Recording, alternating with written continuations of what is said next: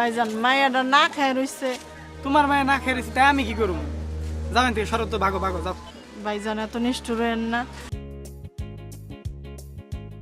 1 KG চাইল আর আধা KG আলু দেন তো। চাইল আলু সবই তো আছে, টাকা আছে তো।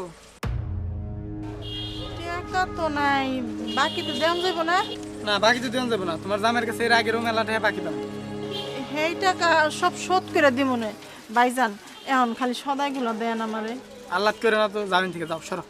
ভাইজান মায়াটা না খায় রইছে। তোমার মায়ে না খেয়ে রয়েছে তাই আমি কি করবো? যাবেন থেকে শরৎ তো ভাগো ভাগো যাও। ভাইজান এত নিষ্ঠুর হয়েন না, আমার মায়েরা না খায় রইছে, দেন সদাইগুলো আমারে দেন। আর এর আগেও তো আমি এনতে সদাই নিচ্ছি বাকিতে, আপনার আব্বা তো কিছুই কয় নাই। আব্বার লগে কি আমার তুলনা? আমি কিনা দান ছাত্র খুলে বইছি। যাবেন থেকে সরো, না গেলে কিন্তু আমি এই যে গাড় ধাক্কা দিয়ে বাইরে করে দেবেন সরো। মা তুমি যাও। তুমি আমার পোলা এত অমানুষ হইলা কেমন?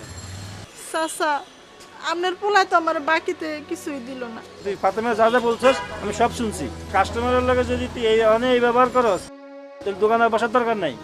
আব্বা আগেরই তো অনেক টাকা পাওয়া যাবে। পাবা দিবে, অসুবিধা নাই, এটা তো পাওয়া যাবে। তাই বলি কি একটা বাচ্চা মেয়ে না খেয়ে থাকবে? মা তুমি আমার ছেলের কথা রাগ করো না।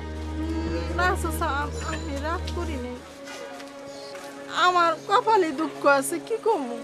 মা আল্লাহ মানুষকে অনেক রকম পরীক্ষা দেয়। তুমি হয়তো বা এখন একটা পরীক্ষা আছো। আল্লাহ তোমার সবসময় একরকম দিন যায় না। চাচা ঠিকই কইছেন, চাচা আপনি আমার লেগে দোয়া করেন।